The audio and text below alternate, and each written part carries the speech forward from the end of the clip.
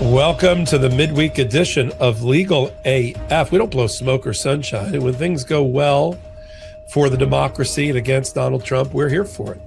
And this is a terrible day. We could just do an entire podcast of just today against Donald Trump in every way, shape, and form. We're going to kick it off talking about birthright citizenship.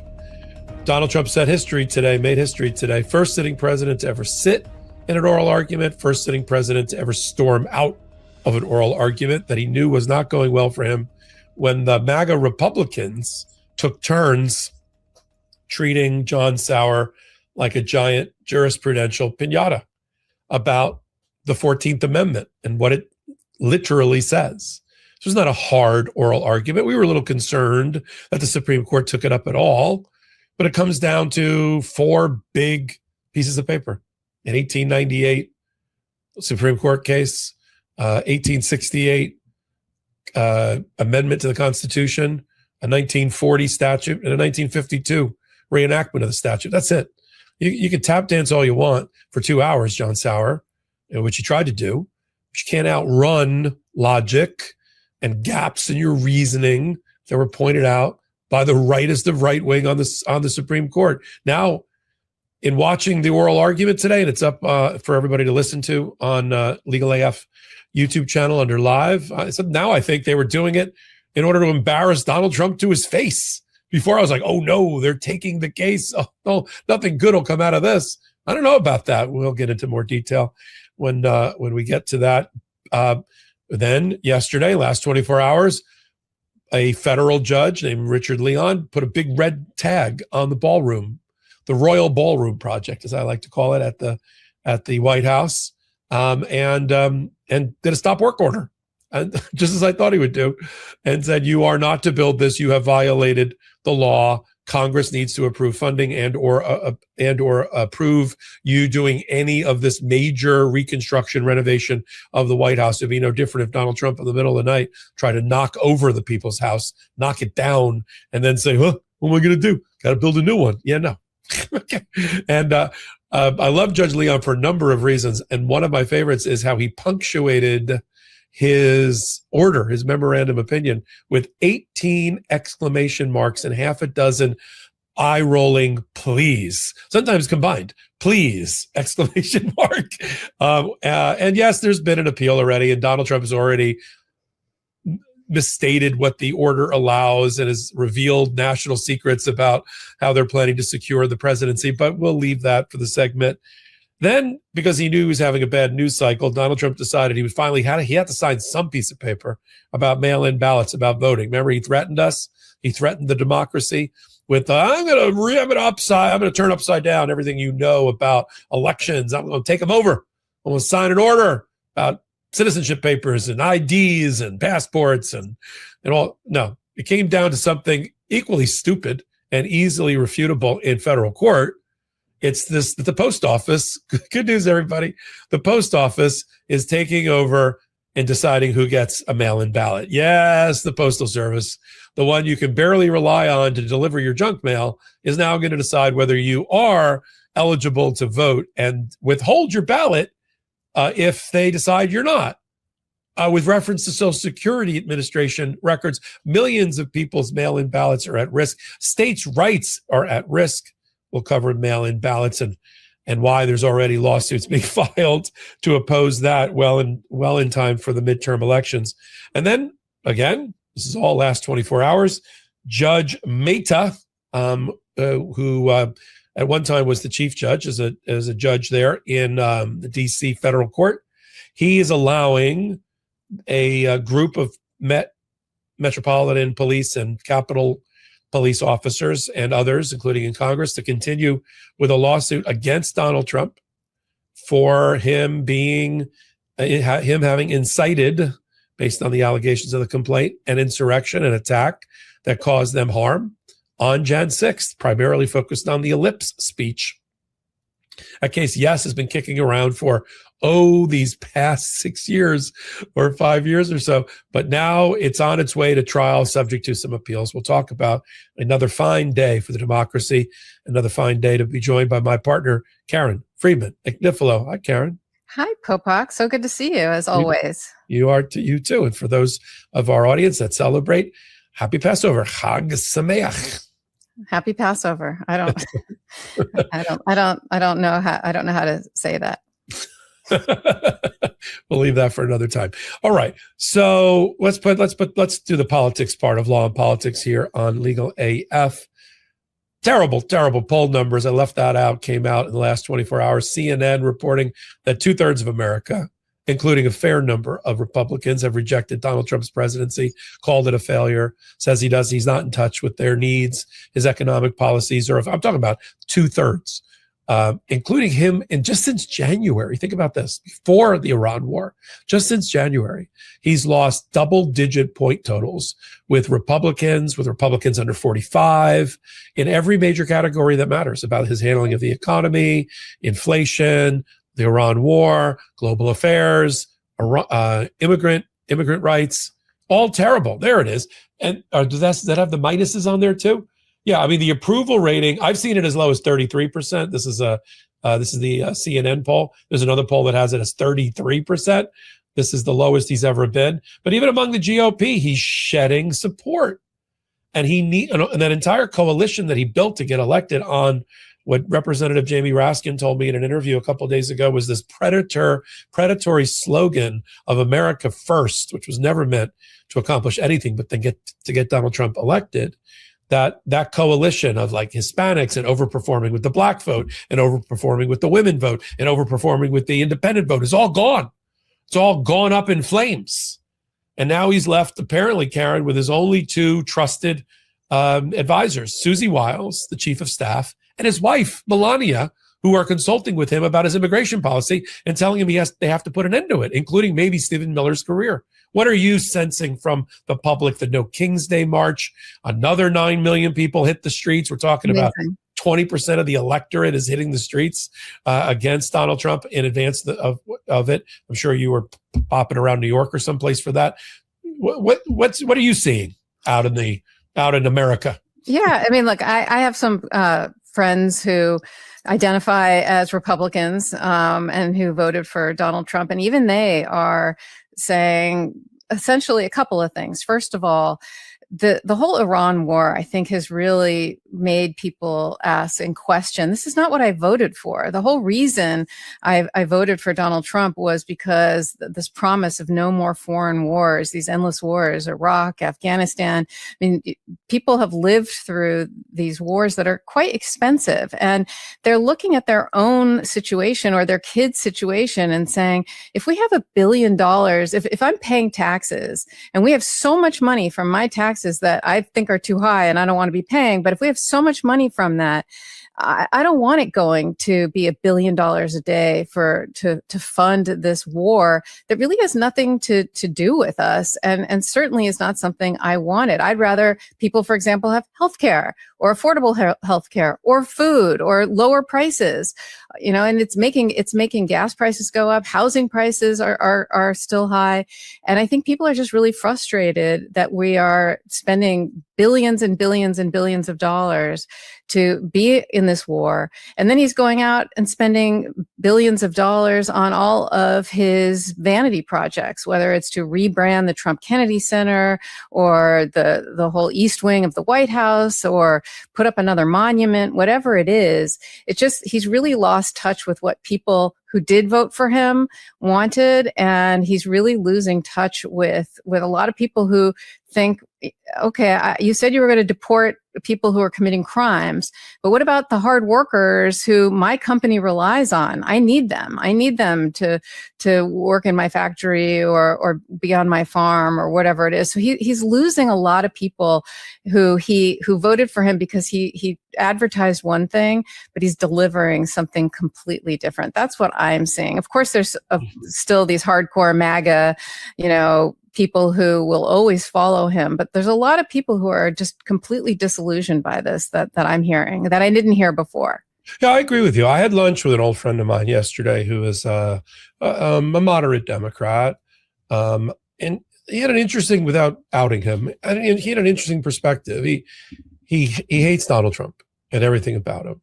However, he is willing more than I thought to acknowledge some quote unquote of the good things that Donald Trump has done. Like he's in favor of what we've done already in Iran. And I said, well, what's the exit strategy? I don't understand how we were supposed to take over 90 million people. And from his point of view, it was like, well, we got rid of the missiles and the nukes and the Navy, and that's good enough for me. And nobody else had the balls to do it. So it's interesting. He's not a Trump supporter. He's not going to vote, Republican at the midterms, but there's still this group out there that likes certain parts of what they've done. And the part that we have to be concerned about is that when you're the party out of power, like the Democrats, there's a limit to what you can do. Thank God they come on our show and on Midas, and we get to talk to senators and Congress people all the time, but they're not making legislation to help people because they're not in power.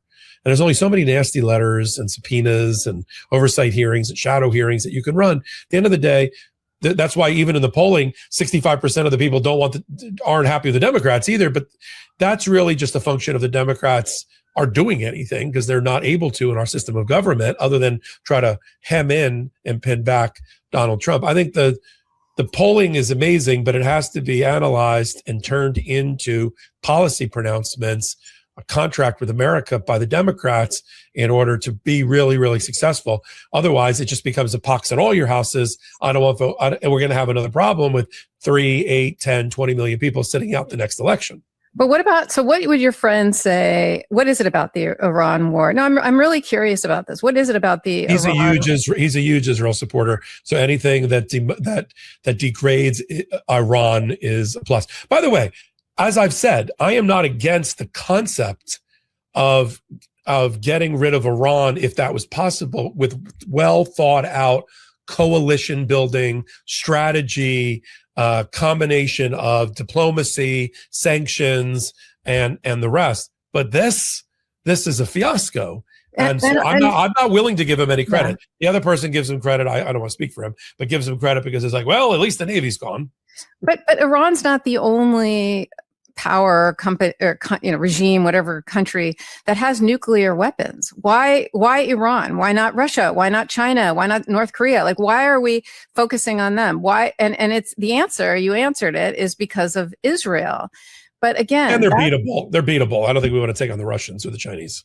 But it just, to me, seems really not necessarily in our interest, and certainly not worth the expense and the human toll it's taking on the lives that will be lost and are lost. And like you said, there's no exit strategy. So what, we're going to be in this forever? I mean, Iran seems dug in, right? Oh yeah. This war is over when they say it's over, or they're just going to make Donald Trump keep shape-shifting and morphing before our very eyes in terms of what a victory looks like. It was regime change. No, forget that. That's not going to work. It'll be Strait of Hormuz under our control. Well, that's not happening. Forget that one. We'll do the Navy. We'll bomb the shit out of the Navy and the nuclear reactors. I thought we did that already, at least the nuclear reactors part. And then he's just using it as a foil to go after our allies once again. Marco Rubio. We'll have to rethink NATO and our involvement because they're not coming to a pointless, illogically planned war, and we want them to. It's like, I really don't understand why you think you can violate other countries' sovereignties. You picked the fight with Iran, good for you. You didn't do coalition building or diplomacy on the way in, good for you. And then you want our allies to bail you out, both with oil production and release and militarily. It's not fair. It's not fair to our allies. It makes us look weak and stupid. We're not stronger around the world based on what people are watching because Donald Trump's in charge. I remember when Trump got elected or people voted for him, I had friends that were Republican that told me, you know what I like about Donald Trump? Like what? On a world stage, he's so erratic that people don't know what he's going to do next. And so I'm like, that's not a strategy. That's Lethal Weapon. Okay, that's Mel Gibson. Like, he's the crazy cop. You don't know what he's going to do now. That's a buddy movie. Okay, that's not how you run the most powerful country in the world and the leading democracy. Okay, like you don't know what he's going to do next either. That's what I tell them. Let alone, and he doesn't know what he's going to do next either. And that erraticness actually weakens America. It's in our allies' eyes. Many of them are watching on our show today. We have 138 countries or more that support Legal AF, have been with us from the very, very beginning. But let's take a time out here, unless you want to make another point on Iran. We can go to birthright citizenship. Yeah, no, I think what you said is a really important point. Just that people are losing, even his supporters, his lack of credibility, the fact that he changes and lies to people's faces. People see that, and I think that really makes us weaker in so many ways. Oh yeah, and like today, so switching gears to the Supreme Court. I mean, he might have thought there was a tough guy move, a mobster move to come and be the first sitting president to ever go to a Supreme Court oral argument. But now he's also the first sitting president to ever get embarrassed to his face by a Supreme Court, including those that he appointed. And I don't know how that makes him look stronger as he strolls back Pennsylvania Avenue to the White House. I think it makes him look incredibly feckless and weak. And who are his advisors? Susie Wiles, Melania, who is letting him out? Who sat in a room and said, yeah, it's a good idea, boss. You should go to the Supreme Court. He knew it was going to go terrible for him. He's been bashing the refs for the last 3 weeks, ever since he stopped doing it about tariffs. He knew his argument was a dead bang loser. That's why his tell is all those social media posts. And yet he was going to go to have them do it to their face. Yeah, and then he stormed out after, 13 minutes or something? No, 50 minutes after they got into the argument and after he saw that Roberts and Amy Coney Barrett were against him. In fact, let's talk about what happened today and break it down. And how do we get here? So you and I were concerned, along with Ben, that they were even taking this case. Because why do we need this case? The 14th Amendment says a person who is born in or naturalized in the United States, subject to the jurisdiction thereof, is a citizen. Period. It was then codified in 1940, same exact language in Title VIII. In 1952, same exact language. See, countries like ours are always struggling with identity, always struggling with existential issues about who's a citizen, especially a country that stole its country from another group of people. We're always debating who's a citizen. President McKinley did it too. Let's redefine. You're born in Puerto Rico? Guam? No, you're not going to be a citizen. We don't want that. Let's cut that out. So presidents like Donald Trump are always trying to redefine who's a citizen. But it creates a terrible us against them scenario in the United States. I'm a citizen. Well, how are you a citizen? Are you naturalized? No, you're not the same as me. I was born here, or my 6 generations were born here, or I'm the daughter or son of the American Revolution, or whatever bullshit people want to sell themselves about what makes them more of an American than their neighbor. We don't want to live in that society. So the 14th Amendment says what it says all persons, a person. It's always broadly interpreted, reaffirmed in 1898 by the case of the Chinese baby who grew up to leave the country, born here, and was denied entry again. And he said, I'm an American citizen. They said, no, your parents are Chinese. They said, yeah, no, I'm an American citizen born in San Francisco. And it went up to the Supreme Court. And that led to a funny moment, which we'll play in a moment, between Cecilia Wong, who's was the advocate for the American Civil Liberties Union, who's, of course, with us on Legal AF YouTube channel. And she was the advocate for the case. There was only 2 advocates, her and John Sauer, in which, in fact, let's play the moment where Brett Kavanaugh says to Cecilia Wong, if we agree with you that the Quan Arc case from 1898 is the dispositive case, this is over pretty quickly, isn't it? I mean, it's a very short decision, isn't it? And she just paused for a second. Well, let's play it. Play the clip. This in your opening, that if we agree with you on how to read Wong Kim Arc, then you win. So that could be if we did agree with you on Wong Kim Arc, that could be just a short opinion, right? That says the better reading is respondent's reading. Government doesn't ask us to overrule, affirmed. Yes. That's that. Then I love that moment. It's the brevity is the soul of wit. Just sit. I've done it as an advocate. Just the answer is yes. That yes was 30 years in the making for Cecilia in saying that, having the courage just to say yes. And that case came up again, Karen. That 1898 case that you and I have been talking about for a year and a half came up again, but not in a good way, for John Sauer, the the Solicitor General, former Trump criminal appellate lawyer, in a question from Gorsuch, another vote that he needs in order to support Trump's position to count to 5. Let's play Gorsuch and Sauer about the same case when it comes up. I'm just working within your argument for a moment. Today, you can point to laws against immigration that are much more restrictive than they were in 1860. We really didn't have laws like that we do today until maybe 1880. So if somebody showed up here in 1868 and established domicile, that was perfectly fine without respect to anything, any immigration laws. There they were. And so why wouldn't we, even if we were to apply your own test, come to the conclusion that the fact that someone might be illegal is immaterial? I would first cite Wong Kim Ark on that point, because Wong Kim Ark says you're... Well, I'm not sure how much you want to rely on Wong Kim Ark. But there is a statement in there that says, so long as... When you hear Gorsuch, who's supposed to be your friend, say, I'm not sure you want to rely on that case. I know. On the heels of it. Let me play one more, then I'll get your view of what happened during the 2 hours. And this is probably around the moment where Donald Trump buttoned his jacket, his long red tie, and stormed out of the room. And this is for those that haven't been there, and I've taken the tour, and I've also sat for oral argument there. I haven't argued at oral argument, but I've watched it. You know, you got the velvet red curtains. It's not that huge of a room. People think it's much bigger than it is. The bench is relatively close to you. So if you're sitting in the first row like Donald Trump was, you're pretty close to the action. I mean, Donald Trump's comfortable for being in rooms like that because he's a indicted, convicted felon, and he's been in courtrooms before. This was the moment for me early on, when it was like, I call it on one of my hot takes, the weekend at Bernie moment. This is the moment when John Sauer died in terms of his argument and nobody told him. This is John Sauer and Chief Justice Roberts as Sauer tries to make an argument about the modern world and 8 billion people just a flight away from being a United States citizen. Mess. Their interpretation has made a mess of the provision. Well, it certainly wasn't a problem in the 19th century. No, but of course, we're in a new world now, as Justice Alito pointed out, too, where 8 billion people are one plane ride away from having a child who's a U.S. citizen. Well, it's a new world. It's the same Constitution. It is, and... Done.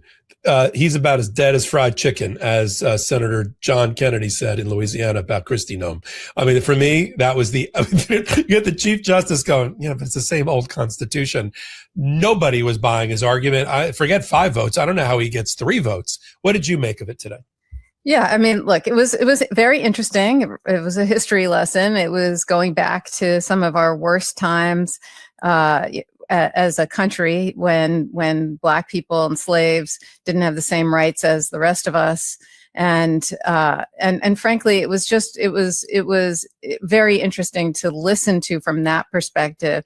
But I don't see, even John Sauer, I don't even know how much he believes what he was trying to argue, because it just, the whole position makes no sense. And, and it came out through a lot of examples, right? Like, so, okay, John Sauer was saying it turns on domicile. Is this your house? Is this where you reside? Is this your home? Is this where you intend to live permanently? And the justices were like, yeah, but the 14th Amendment doesn't talk about the parent's domicile. It talks about the child's citizenship. And so how are we supposed to determine that? And how do you deal with that? So what if is it the mom? It has to be a U.S. citizen, or it has to be legally here and domiciled here?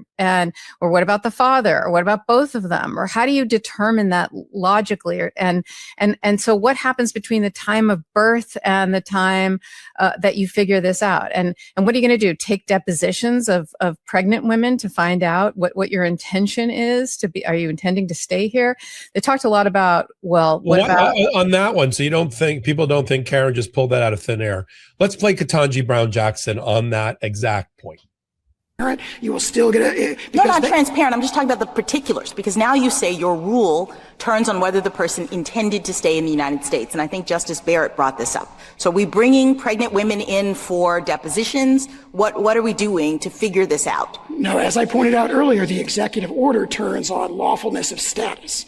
So if you give birth to a baby in the hospital right now, it gets the birth certificate in the system. There's a computer system. So there's no opportunity. There's apparently no opportunity then for the person to prove or to say that they actually intended to stay in the United States. Absolutely not. The opposite is true. Their opportunity to dispute if they think they were wrongly denied, which would only happen in a tiny minority of cases, is directly addressed in that guidance. After the fact. Yes. After their baby has been denied citizenship, then we can go through the process. Yes. And the way that, I'm summarizing because I'm not an expert in computers, but there's a computer program that currently automatically generates a Social Security number. SSA says, look, a Social Security number, non-citizens can have them if they have work authorization, so it doesn't prove citizenship. We'll give you a Social Security number, provided that the system automatically checks the immigration status of the parents, which there are robust databases for, and then it appears no different to the vast majority of birthing parents. Thank you. Picturing delivery rooms attached to conference rooms where depositions will be held for mothers who've just given birth.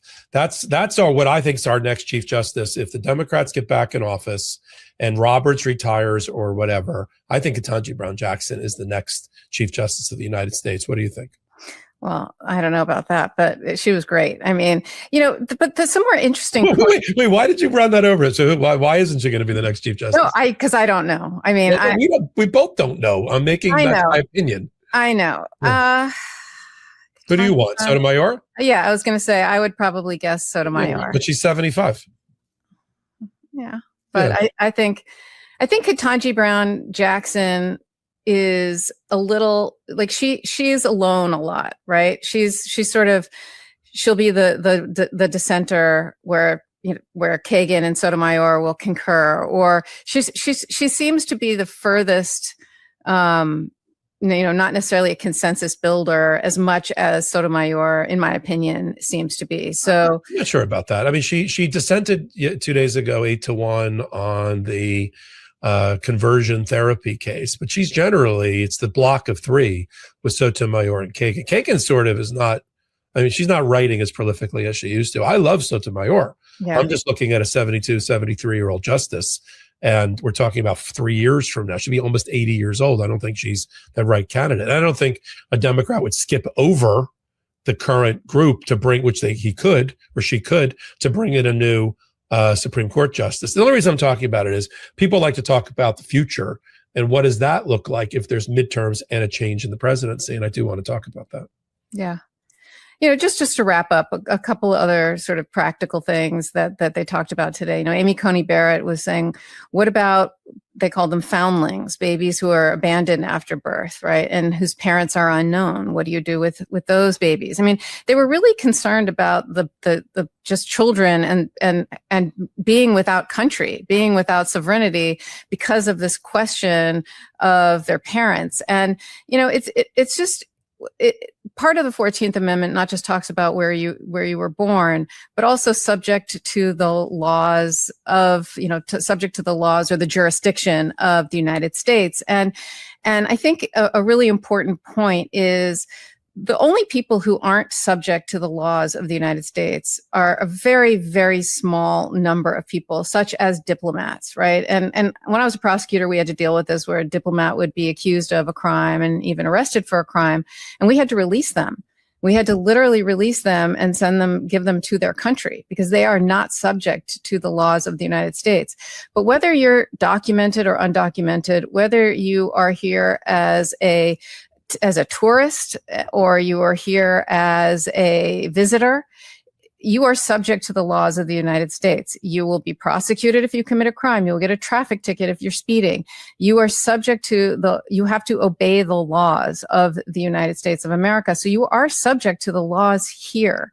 And I think that that's where this is ultimately going to fall, is a combination of our Constitution that applies to everybody, right? The Fourth Amendment, search and seizure, applies to everyone, not just citizens. And if our Constitution applies to everyone, then our Constitution applies to everyone, including the 14th Amendment, which is very clear about where you're born. If you're born here, you are a citizen of this country. And that is what our country was founded on. It's based on the English common law that also has birthright citizenship. Trump, who tweeted out that we're the only country in the world who doesn't have that, is wrong. At least 30 countries also have birthright citizenship. So he's just plain wrong. And so I do think that any way you skin this cat, whether it's looking at historical precedent, whether looking at the text of the Constitution, whether you're looking at English common law and what this was based on, whether you look at the 5 or so statutes that have been codified in the following years about citizenship, I do think ultimately, I don't know how they're going to rule, whether they just rule on statutory grounds or constitutional grounds, but no matter how they rule, I do think Trump is going to lose bigly, as he would say, in this particular case. Yeah, and then he'll attack the Supreme Court justices. And I guess the thing we'll wrap this section with is I don't want people to think that because we're getting a few major wins like tariffs and birthright citizenship, it sort of makes up for all of the bad rulings that this activist bench led by John Roberts and the right-wingers have done to us this term and in past terms. Trump's batting 900 in shadow docket cases. Now, some of the merit cases are, of course, going in our way. We'll have to see where the final numbers shake out as this term ends in June when they drop this birthright citizenship opinion sometime before they leave for vacation. But we're going to get a crappy voting rights case result. We're going to get a crappy mail-in ballots result. We may get a good Federal Reserve independence ruling. But, this administration had no problem with Donald Trump completely reshaping for the worse the relationship between the American people and the federal government, between federal workers and the federal government, between federal funding and the states and grants and programs and that type of thing, and its impact on the economy. And that's all because of the Supreme Court. So while we're, slightly elated by a Trump, especially to his face, being so resoundingly rejected, part of me thinks that maybe they're glad he was there and they took this case for a reason, because they didn't really have to. They could have just rejected the appeal and said, the 1898 precedent stands. We don't really have anything new or novel to say about that. But, Trump kept pushing. This was the linchpin of his administration, linchpin of his immigration policies. He needs to be heard on it. So where do you think Thomas falls? Well, he led off with the Dred Scott question. We were like, well, that's appropriate. A descendant of slaves is going to ask a question about one of the most notorious, heinous decisions by the Supreme Court. Although it didn't really go it was interesting. He raised it, but it didn't really go anywhere. So he's hanging in the room kind of thing. I don't know. I think this is 7-2. I think Alito and Thomas are just so dug in to support anything that Trump says. It's very hard for them. Now, those, when you start seeing 8-1s and 9-0s, it's on something that like Trump wanted that the moderates were willing to go along with, like conversion therapy not being banned in certain states. I don't know. I think it's 7-2. Let's just do the count. Ketanji Brown Jackson, Sotomayor, and Kagan against the policy. Roberts against. Gorsuch against. Barrett. Amy Coney Barrett against. And then I thought, going in, I was like, well, Kavanaugh's a free radical based on the way he handled the questions. I think it's 7-2. Maybe one of the two could surprise me and slide over and make it 8-1. But under no scenario is there a world where Donald Trump can get to 5, can count to 5, because he'd have to get 3 out of the 4 of Gorsuch, Kavanaugh, Amy Coney Barrett, and Roberts, and he's not going to get 3 out of the 4. I'm not even sure he gets 1 out of the 4. And we'll know that at the end of June. Now, there's lots of other lawsuits that will involve the Supreme Court, including Donald Trump's mail-in ballot thing we'll talk about after our break. But that was a tremendous setback, no matter how you put it, for the Trump administration, as was what we'll be talking about after our break, which is in the ballroom, his royal ballroom. We'll talk about mail-in ballots, Judge Mehta allowing finally, after 5 years, a case to move forward about civil damages against Donald Trump in particular. We'll give you a quick update on something that happened as we were coming on the air with Judge Randy Moss ruling in favor of NPR and PBS against the Trump administration. Maybe if we have time, Karen can talk about her favorite story about Kristi Noem's husband and some dress-up games. Now we know why she's no longer in the administration. Hopefully he won't go the way of Cricket, the dog. We'll just leave it at that. There's so many different ways to support what we do here on Legal AF. I got great new news. New news is in. This podcast and my podcast, The Intersection, are both up for Webby Awards. Last year, Midas Brothers podcast won the Webby Award, I think, for like the best podcast of all time. This one is mine. The Intersection is for best new podcast. in news, and the Legal AF with us is up for podcast in news. We made it out of thousands and thousands and thousands of submissions. We had to put together a whole reel, a whole thing. We made it to the final 5 finalists in both categories. And there's 2 components to it. There's the popular vote. There's a popular award, like a People's Choice Award. And then there's the committee award. I really would want, I don't know about you, Karen, I'd be more elated if we won the People's Choice Award. Totally. Than some committee. I mean, sorry, committee. I mean, don't take us out of the running, but I really would like to say, so here's how it works. 2-week campaign ending the 16th or 17th of April. And you literally vote, and we put the links below, and you can vote for both or one or the other, whatever you want to do. It'll tell you what the current vote totals are by percentage. Right now, Legal AF and The Intersection are both leading their categories. I think we both have over 50%. So, but we need your help. We got 2 weeks. We're competing against these other great podcasts, and we need your help. And then if we win, I get to see Karen in New York in May. How fun. Wouldn't that be fun? And other ways, of course, to support what we do. There's an ecosystem that we built here at Legal AF. The backbone of it, of course, is this podcast, which, Karen, I forgot to wish you a happy birthday anniversary. It's 6 years since Ben and I started Legal Roundup, 5 years since we launched Legal AF. So it sort of mirrors the podcast, the Midas world, 5 and 6 years. And that's this month. Wow. So we got that. The Legal AF YouTube channel, which is going to cross 1.1 million subscribers very, very soon. 12 videos every day. We had the live stream today of the oral argument in the Supreme Court. We'll get 100,000. We'll probably be the number 1 or number 2 live stream for that particular oral argument out there, because people are starting to rely on that channel for that. Some great interviews in the last few days. Jamie Raskin, Deputy Director, Immigration Project for the American Civil Liberties Union before Birthright Citizenship. I'm bringing on Attorney General Jay Jones of Virginia to talk about the mail-in ballots litigation that the attorneys general are going to be leading, and others. And then we've got Legal AF Substack. One begets the next, a whole nother universe parallel to the YouTube channel where there's an overlap, but there's some people that live on Substack for us and for other reasons. And we got 10 pieces of content that go up every day. I do a live every day, usually around noon. And we get 1,000 or 2,000 people to join us and then watch that video. It's really, really fascinating. And then we've got our pro-democracy sponsors that Jordy Mycelis helps put together with me and Karen and Ben. And we're going to take a break for them right now. Delete Me makes it easy, quick, and safe to remove your personal data online at a time when surveillance and data breaches are common enough to make everyone vulnerable. Look, as someone with an active online presence, privacy is really important to me. There's just too much personal information floating around online, and I don't have time to track it all down myself. Delete Me does all the hard work of wiping you and your family's personal information from data broker websites. Delete Me isn't just a one-time service. Delete Me is always working for you, constantly monitoring and removing the personal information you don't want on the internet.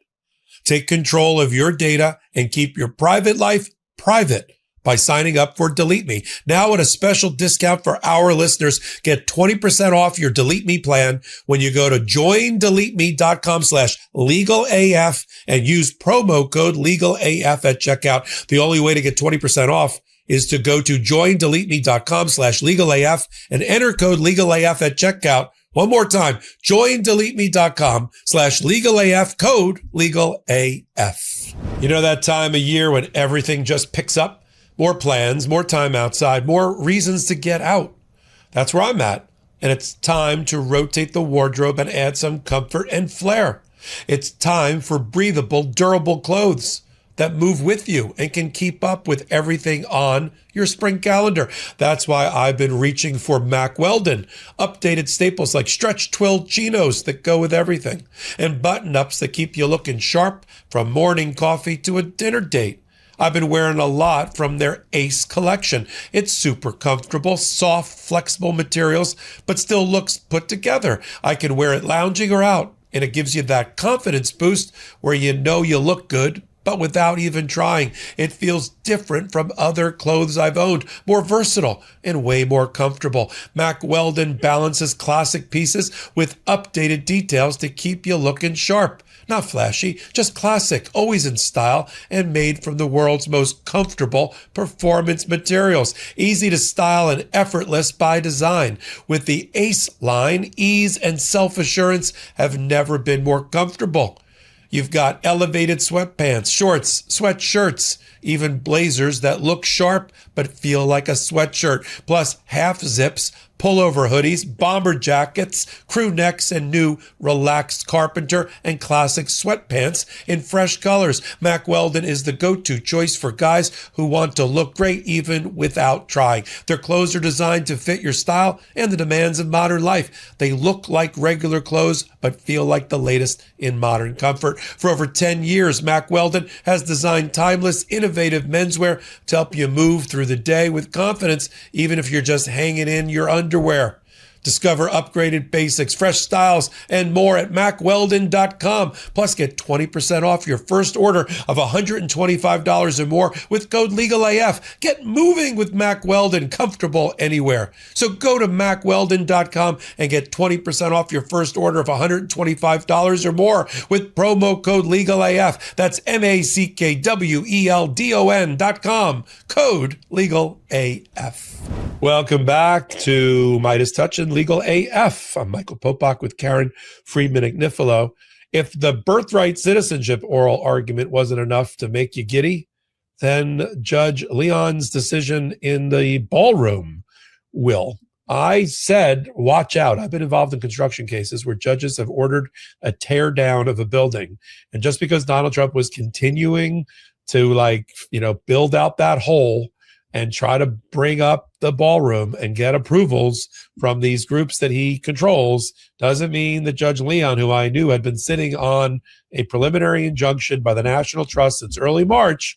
And I knew Leon, it's funny, I don't know if he watches the show, so we know some judges do by extension, but I said a couple of days ago in an email that there's a vote on Thursday, tomorrow, by the National Trust controlled by Donald Trump to approve these plans. It's the last stop.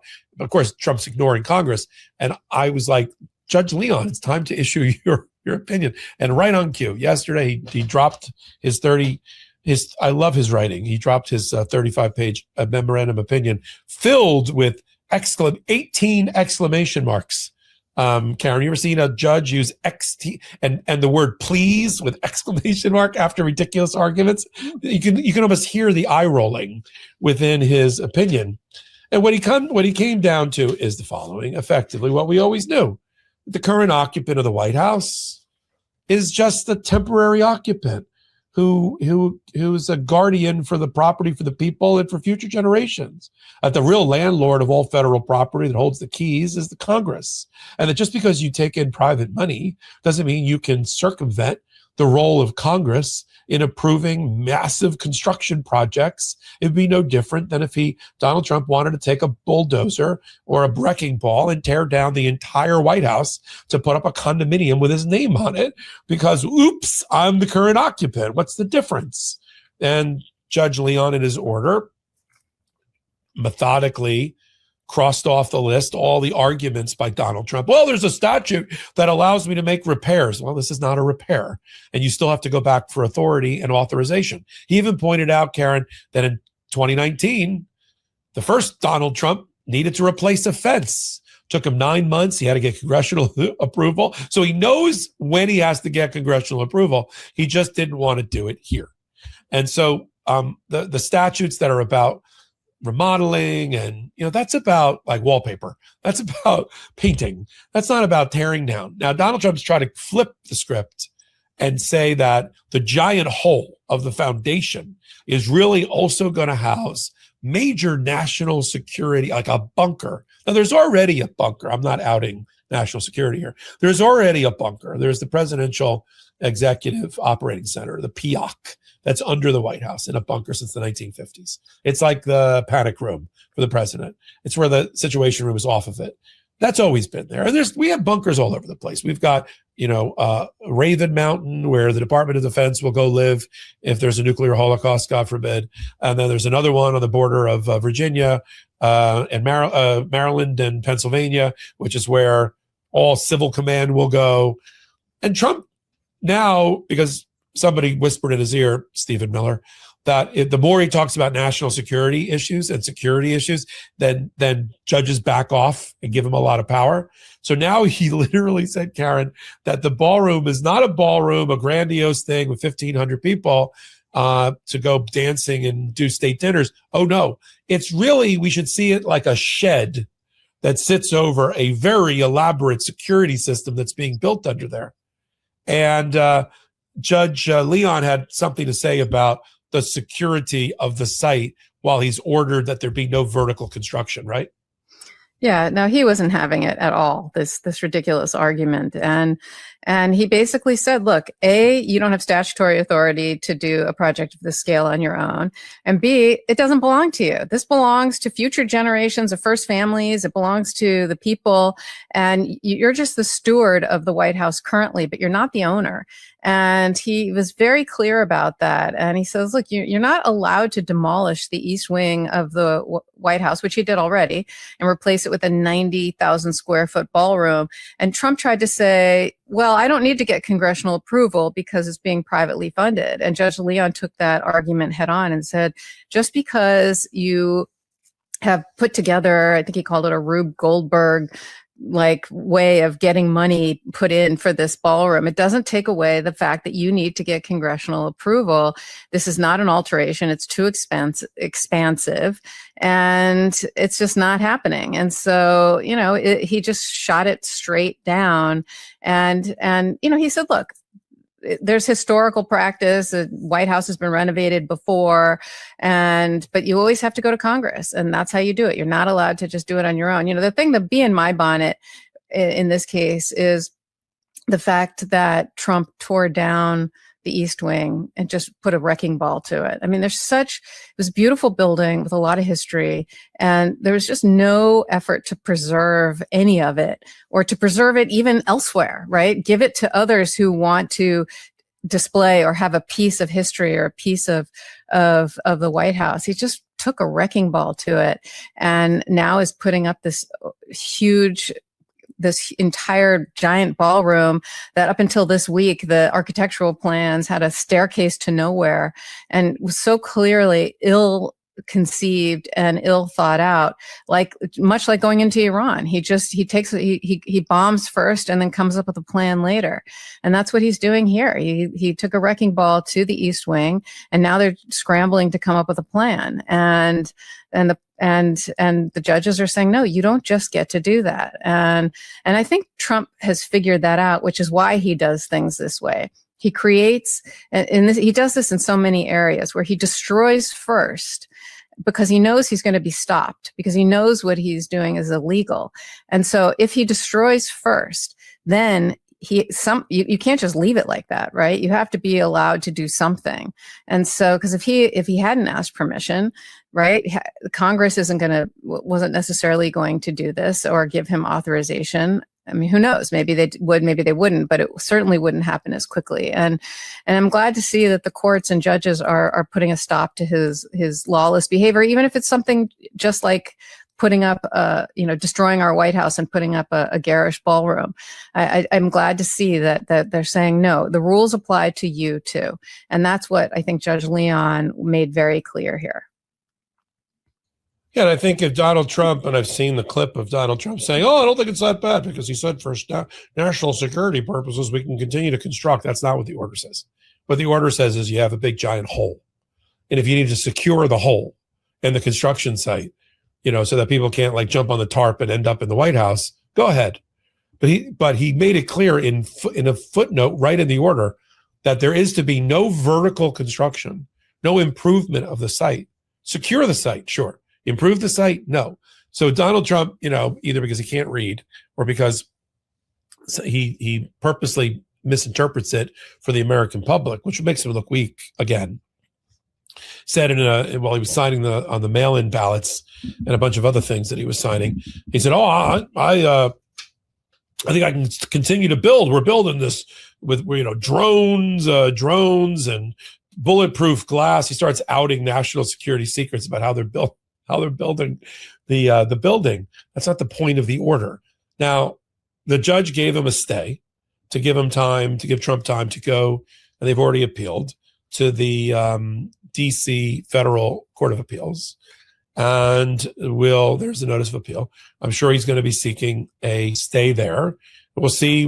It's really going to turn on which judges end up on the panel, the 3-judge panel. If any of the Trumpers get on there, like Katsas or Rayo, there'll be if there's 2 of them on there, God forbid, on the panel, there'll be a stay. If there's not, and it's like your normal panel, like Millett and Pan and a few of the others, then I think he's not going to get his stay. And if he wants to lob another hand grenade into the United States Supreme Court and argue, I got to build my ballroom.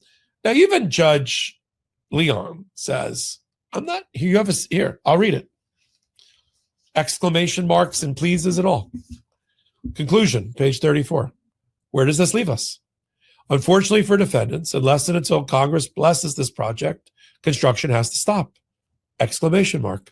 But here is the good news. It's not too late for Congress to authorize the continued construction of the project. The president may go at any time to Congress to obtain express authority to construct a ballroom or to do so with or without private funds, or do so with private funds. See, his position is if you're going to do it with private funds, you still have to have congressional oversight over the project and approval. Indeed, Congress, Judge Leon wrote, may even choose to appropriate funds for the ballroom or decide some other funding scheme is acceptable. They need to bless it. Either way, Congress will thereby retain its authority over the nation's property and its oversight over government spending. The National Trust, that's the plaintiff, its constitutional interest in lawful process will be vindicated. And the American people will benefit from the branches of government exercising their constitutionally prescribed roles. And I love his last line. Not a bad outcome. That! Exclamation mark. I agree.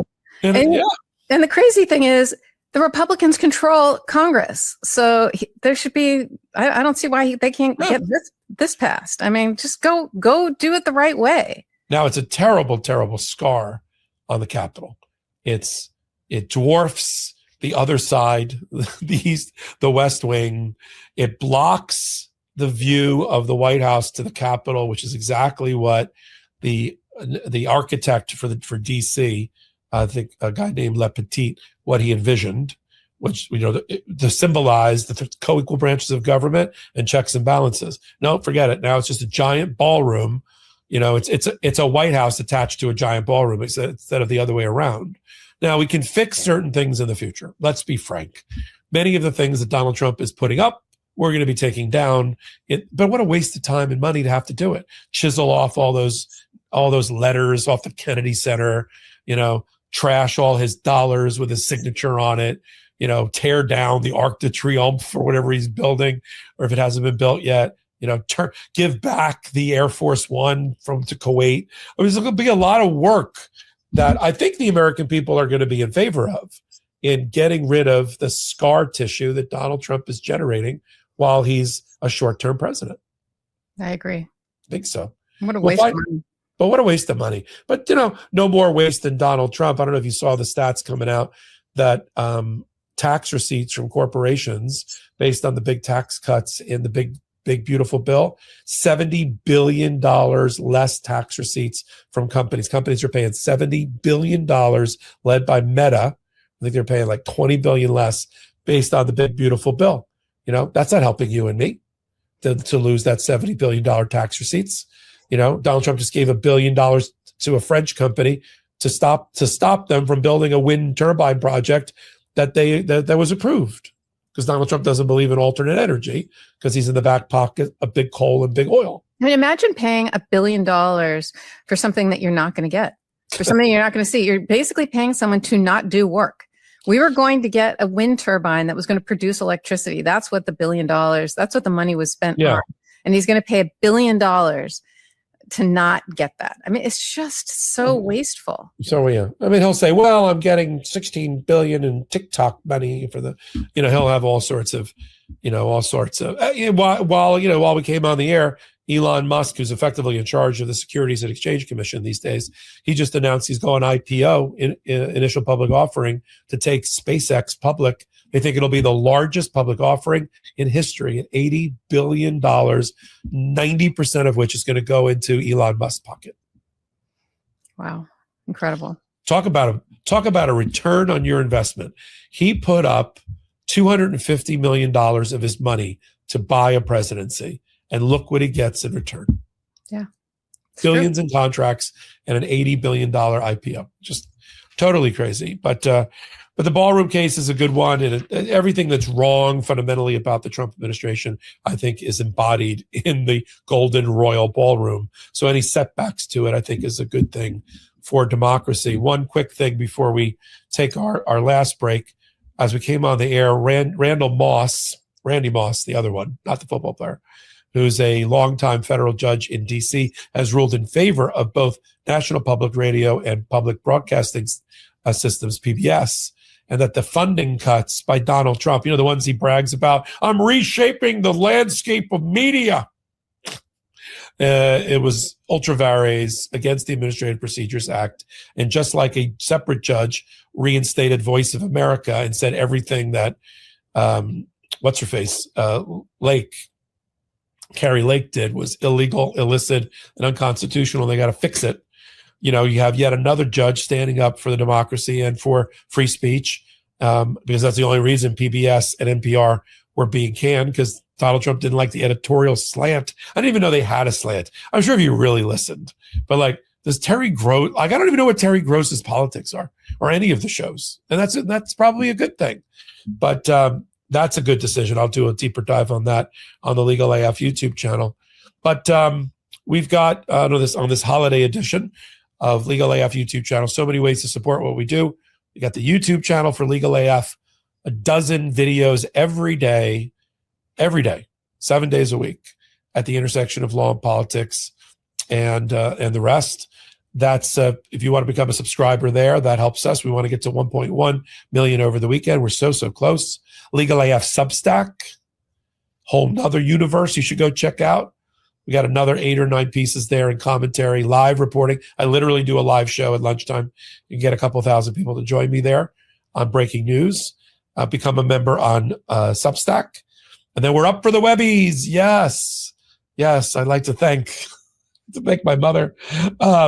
You've got the Webby Award for the Best Podcast, People's Choice version for us, I think we're up for both awards. Intersection, Best New Podcast in News. We made it to the final 5. And the Legal AF for Best Podcast in News made it to the final 5. Voting is open for 2 weeks, free voting. The links are below. With your help, we'll take the coveted People's Choice version of the Webby Awards for both podcasts.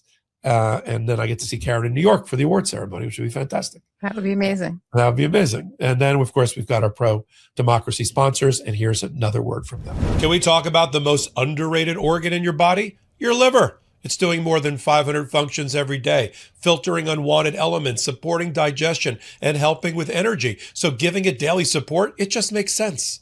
Dose for Your Liver is a clinically backed liver health supplement. This isn't just another capsule or powder. Dose is a liquid supplement taken in a daily 2-ounce shot, and it tastes like fresh squeezed orange juice. Dose cleanses the liver of unwanted stressors that's slowing your liver down and promotes daily liver function so your liver can do its job. 0 sugar, 0 junk, 0 calories. Your liver is your body's filter, handling energy production, digestion, fat metabolism, and vitamin storage. When you drink Dose daily, you're going to reduce sluggishness, get rid of those midday crashes, support your metabolism, and even aid your daily digestion. Plus, it's got real results with 2 double-blind, placebo-controlled studies showing its positive impact on liver enzyme levels. Ready to give your liver the support it deserves? Head to dosedaily.co, dose.co/legalaf or enter legalaf to get 35% off your first subscription. Your body does so much for you. Let's do something for it. That's DOSEDAILY.co/legalaf for 35% off your first month subscription. This is something I wish more people talked about sooner, and it runs in my family. High blood pressure. It doesn't always feel urgent, but it affects half of all adults, and it's the number one risk factor for mortality. It doesn't hurt. It doesn't warn you. It just quietly builds over time. By March, new year, momentum fades. Life gets busy, but blood pressure doesn't take a season off. That's why I've been learning about 120 Life, a once-a-day functional drink made with ingredients that help support healthy blood pressure. It's not a pill, not a stimulant, and not some trendy wellness gimmick. It tastes great, it's refreshing, and it's made from a blend of superfruit juices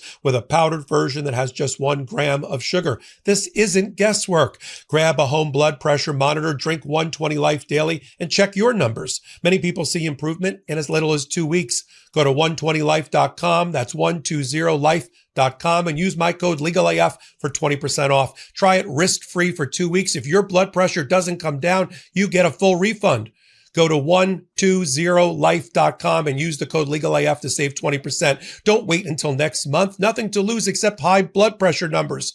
Go to 120life.com and use my code LegalAF for 20% off. These statements have not been approved by the Food and Drug Administration. This product is not intended to diagnose, treat, cure, or prevent any disease. Welcome back to Legal AF, the podcast. Let's dive into mail-in ballots. Donald Trump's been jumping up and down, stamping his feet, throwing food from his high chair about voting since he got elected, and wants to make it hard on Democrats and independents to vote. So he's threatened the Senate about the SAVE Act. SAVE Act is dead. SAVE Act requiring you to show citizenship papers with your legal name on it in order to vote, as opposed to just signing a penalty of perjury declaration, is not going to pass the Senate because the Democrats have successfully blocked it with the filibuster, and there's not 60 votes to approve it. So no amount of Donald Trump threatening people, I'm going to primary you, I'm going to run against you. First of all, people don't think a Trump endorsement is worth the paper it's written on any longer. The Democrats have won 31 races where they flipped the seats of Republicans, red to blue, including in Donald Trump's front yard, backyard, and home state in the last 3 weeks. And that is not, so his endorsement is not really worth much, and they know it. So that's not going to happen. So Donald Trump threatened us. Remember about 3 weeks ago, Karen, he said, I'm going to issue an executive order and federalize the national elections, against the Constitution, which provides that states, not the federal government, run federal elections for good reasons. Another check and balance by our founding fathers who did not trust the newly created federal government. And many of the states who were big states' rights states, like I'm Virginia, and I'm Maryland, and I'm North Carolina, and all those, and all, I don't know, I'm using voices for states, but I did. Crack me up. They were like, we don't want a federal government. And so it was hard to get them in the first place. So certainly letting them run their own election was not something they were happy about either. And so that's why that's not what the Constitution says. But Trump, so what did Trump come out with? Oh, well, what can I do? Well, 2 weeks ago, the Supreme Court looked like it's going to side with him on mail-in ballots to the extent that there's not going to be a grace period anymore that states were giving for the receipt of mail-in ballots that were postmarked by the election day. Some states gave 5 business days or 3 days or whatever it was. And I don't think the Supreme Court's going to go for it. I think they're going to say, you can do mail-in ballots, but you got to get them in. So if they don't show up on election day, they ain't getting counted. And then Donald Trump took it one step further. He said, I got a better idea. I'll put the Postal Service in charge along with the Social Security Administration. What could go wrong when you put those two groups together? So what was your take on his new proclamation, his new executive order, and what attorneys general and other interest groups are doing already to challenge it in court? I mean, first of all, this whole thing just is so ridiculous. I mean, when you think about it, you're going to trust a list created by Social Security and the post office to determine whether you can vote or not. It's got so many flaws. I mean, with identity theft and other issues, there are people out there who are using other people's Social Security numbers And besides, we know that system is not foolproof. And so that just seems like something that doesn't appear to be, it's going to take away a lot of people's eligibility, not because of substantive reasons, but because of reasons that are not within their control. And how are they going to fix it? How are they going to follow up? How are they going to challenge it? Right? That it just has a whole logistical problem there. Number one. Number two, the irony is Trump just voted by mail, right? So it doesn't apply to me, but it applies to thee. That's his whole thing. And you would think that he wouldn't do that because it's just a bad look. But mail-in ballots is a practical thing that a lot of people avail themselves of, and like him. And so I do think that it doesn't make any sense whatsoever. And frankly, if he controls the post office, who's to say he doesn't just sort of say, hey, why don't you don't deliver the things that look like ballots, right? Because he wants them to have barcodes and special envelopes and all of that.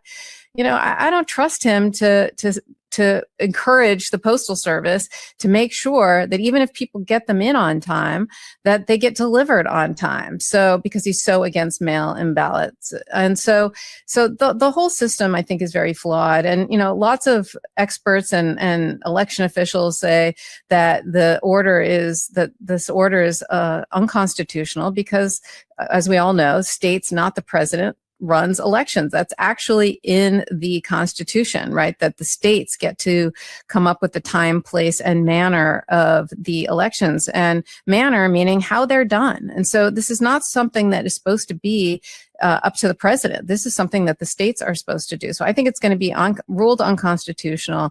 It's also getting very close to the midterms, right? To do something like this, and to how would they logistically even do something like this without interfering with people's rights to vote? And so I think it's got a lot of problems. But of course, we know that states are, if they haven't already, they plan on filing lawsuits, and that's what they're going to do because this is something that's squarely in the control of the states. So, it's we just heard, a week ago, the Supreme Court, we listened to oral arguments. We covered it on Legal AF, heard the case of Watson versus the Republican National Committee about whether states can count mail-in ballots that are postmarked by Election Day but arrived afterwards. So I think that's going to be really I think that's going to have a big impact on how things go. But, if the court rules against the Mississippi case, in that case, states might be barred from counting ballots that arrive after Election Day, even if they were mailed on time. So, there's just a lot that's up in the air right now. And I think that one thing the Supreme Court didn't love is that different states have different rules, right? And that Election Day means something. And what is Election Day? But I think the thing that Trump is not going to be allowed to do, which is to nationalize or federalize or control this. So it'll be really interesting to see how this goes. But the sad thing, the scary thing is just one more example of Donald Trump trying to take away people's right to vote. And so, I'm not going to vote by mail. I don't want there to be any chance that my vote isn't counted. So I'm going to show up. I'm going to go to my polling place. But, there's a lot of places that can't handle the influx of people states are set up in a way that they're used to having a certain amount of people show up and a certain amount of people go by mail, because some people don't live near polling places, right? Some people live 100 miles away in rural areas. They're not able to wait in line. Exactly. There's so many reasons why people do it. And states for the midterms they already have their election workers and their volunteers, and they already have spaces reserved at various polling places. And all of this takes a long time to organize. And so if they change up the rules now, I worry that polling places aren't going to be able to handle it, or people aren't going to be able to logistically do what needs to be done to get there. So Donald Trump thrives on chaos. Donald Trump thrives on chaos. He wants the chaos. chaos that he can point to, chaos in counting and balloting and certifying. This is a group where Stephen Miller and others, according to the Jan 6 committee reports, when there was reports of rioting outside of counting centers in Detroit, they were like, good, take advantage of the riots. This is how the Republicans feel they need the dirty tricks they need to use to get elected. I've been interviewing all 24 of the Democratic attorneys general, and they're all in the next day or so going to be filing a lawsuit, at least 20 of them, against the Trump administration on what he just signed yesterday. Here's Nick Brown, the Washington State Attorney General, in a quote, also reminding us of the success of these attorneys general. It's no surprise that the same man that claims he won the 2020 election and advances nonsense conspiracy theories now wants total control over elections. But he has no authority here, a fact already reaffirmed by the courts in this administration's ongoing attacks on the right to vote. In January, we successfully overturned a previous executive order by the president attempting to usurp the role of the states in Congress in elections. The law is on our side. There's nothing to support the election denier-in-chief's voter fraud claims, and we are once again prepared to defend the rights of his state. And every of the 24 attorneys general that are Democrat, everyone has issued a statement almost identical to that one, and they are working. If we listen closely, we can hear the wood being sawed. They are working feverishly to get that lawsuit. I wouldn't be shocked if it gets filed on Friday or if not before. And I'm going to have Attorney General Jay Jones from Virginia join me to talk about it. I'll have Rob Bonta come on and talk to me about it. And I've got the Colorado Attorney General who's also going to be joining this week to talk about that and some other things. So I feel pretty good about the strength of the argument in opposition to Donald Trump, of that of the Constitution, the role of the states that is preeminent. It's not coextensive. It's not the states and or the executive branch. The executive branch has no role whatsoever. And speaking of no role whatsoever, let's round out our show with Judge Mehta's ruling in favor of the Jan 6 civil damages case against Donald Trump. Now, it's hard to believe we're still talking about this case, but it's been like a yo-yo. It's going up and down to various appellate courts. Some things Donald Trump's appealed, some things he hasn't appealed. We've gotten rulings 4 years ago from the D.C. District Appellate Court in a case called Blasingham, which we talked about 3.5 years ago. Then we had the criminal immunity decision. This is going to allow us to talk to our audience about the difference between civil lawsuit immunity and something called the Westfall Act, and criminal immunity, which is Trump versus the United States. And we're only talking about a civil case here. They're suing for damages for all the emotional and physical suffering of this group of people, Met Police, Capitol Police, members of Congress staff, and the rest. Judge Mehta has been very, very thoughtful about this case. But now we're at the moment of truth because Donald Trump filed a motion for summary judgment, which in effect, Judge Mehta has denied. It all has to do with Donald Trump's speech on the ellipse, in which, according to the plaintiffs, it incited violence. We all know it did. He wound them up knowing that they were armed. He was told that they were armed and dangerous. He said, they're not dangerous against me. They're my people. Drop the magnetometers. Let everybody in. And then he whipped like a weapon. He wound them up and fomented them. And then he pointed them at the Capitol. And he said, I'll be there with you. We got to fight, fight, fight. I'll see you there. And they said, yeah. And then he went the opposite direction of the White House and sat while his followers burnt down the Capitol. Throwing ketchup at the wall.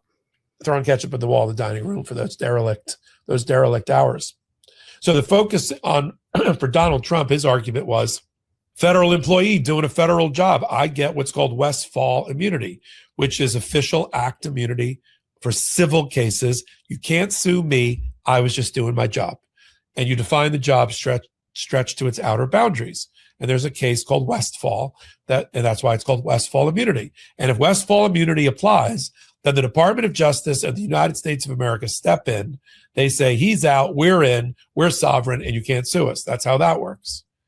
The other argument that Trump made, besides Westfall immunity, ends the case, is that he's got a First Amendment right so there's a First Amendment element to this hate speech, this inciting a riot speech. Let's leave that for a minute. And then the third argument that Trump made is that I was just doing this is more of the Westfall immunity. I wasn't candidate in chief. I was commander in chief, and I was giving instructions to Mike Pence, certify that election. And I was communicating with the people about something of a great national importance. And I get to do that on the ellipse. And it was an official White House event, which it wasn't. And therefore I'm covered, right? And Judge Mehta broke it down. He said on First Amendment, Karen, he certified it to go up on appeal. He found the First Amendment doesn't apply, but he understands it's an important issue, so it's going to go up to the appellate court. On the application of the immunity, official conduct immunity, he said there are many things that Trump did that day that are outside the outer boundaries of official conduct immunity. That he doesn't get to, because he was campaigner in chief, because he had no role in counting the ballots or anything like that. And the fact that he mentioned Mike Pence doesn't convert it into something else. And on Westfall, he denied the Department of Justice in the U.S. in their opportunity to come in and replace Donald Trump as the party to end the case. So First Amendment will go up on appeal, but the case now moves forward towards a trial subject to a ruling on First Amendment. I think this ends up back to the United States Supreme Court, don't you? Yeah, of course. I mean, this is their opportunity to talk about immunity again, right? If they want, because Trump could appeal the other two issues, right? And in other words, if Judge Mehta only certified one of the issues, Trump could try to appeal the other two issues as well, and send the whole thing up to get the court. Whether they allow that or not is a whole other story. But I think that this is something that ends up in the Supreme Court, where they will talk about whether there's civil immunity and what the First Amendment means, and whether or not this was part of his official acts. And immunity is tricky, because they granted him such vast immunity in the criminal context, but were silent as to the civil context. And so it'll be interesting to see how they analyze this, especially now that they see what a monster that Trump versus United States and giving him this wide criminal immunity has created. If they have buyer's remorse, this will be an opportunity for them to not only fix that, but they can clarify what they could say. This is not like official, criminal immunity. This because it's different, because in that case these things are immune. They could clarify and sort of rein themselves in a little bit, even though it would be considered dicta, because that's not the issue here. And here they could to address this question about civil immunity as well as the First Amendment, right? And whether or not this was speech versus, not all speech is protected by the First Amendment, right? When it becomes conduct, like what Trump did when he didn't just say, I believe this, and this is how this is what I think. He actually engaged in conduct. His speech went from just pure speech over to conduct, when, as you said, he sort of pointed and shot, and it was like loaded a gun and shot it towards the Capitol, by sending armed followers to the Capitol and directing them to do what they did, right? And so I think he loses even on all of those grounds, even in this Supreme Court. That would be my prediction. Oh, I totally agree with you. I don't think that there's any appetite, even for the Supreme Court, to give him civil liability, having already given him criminal defense, criminal immunity. I think that they may find that it's a horse of a different color on civil damages, which does not implicate liberty interests. But like you said, it's another opportunity for them to get under the hood and start monkeying around under there, with immunity decisions, and maybe roll back parts of it. That wouldn't be bad. And if they're having any second thought about how Trump has interpreted his immunity and how it's empowered him, this might be a good opportunity. Interesting. I don't really know why. I'll dig in for the next time around, but it's interesting that Trump never appealed the Blassingham decision. So it is, as Judge Maida pointed out, is the prevailing law in the federal courts in D.C., which defined and set up a test for when a president or somebody can be sued for civil damages. And it was done before the immunity decision. But even under the immunity decision, as they smartly pointed out, Judge Maida pointed out, it doesn't impact his analysis. He has to follow Blassingham. But I'd love to find out why Trump didn't appeal Blassingham up to the United States Supreme Court. We knew he didn't do it at the time, but if they just lost track or they made a strategic decision, they've taken loser arguments to the Supreme Court before. I would like to know, do you have any speculation as to why they didn't appeal that? I can't pretend to understand why this administration does what it does. So no, I don't want to speculate at all about that. Yeah, agreed. That's our whole show, speculating. I'm glad our audience is here. Happy Passover for those that celebrate that. We had a fantastic show. Hopefully you found it fascinating. A marriage of a TED Talk and a law school class come to life with Karen Freeman Agnifilo and Michael Popok. Thank you for being such fervent supporters of all that we do here for the 5/6 years we've been on the air. Webby Awards, vote below for The Intersection and Legal AF. Voting closes in 2 weeks. We're in the top 1 right now for both awards for top podcast. With your help, we will prove victorious. And on the Legal AF YouTube channel, now is a great time to become a member and vote, grow us to get to 1.1 million subscribers. Legal AF Substack, exact same thing. And of course, support for this podcast. You can find it wherever you get your audio podcast from. We're always in the top 50, 75 or so of audio podcasts. We're in the top, anywhere between the top 20 to 50 in video. YouTube podcast, week in, week out, all because of the support of our audience.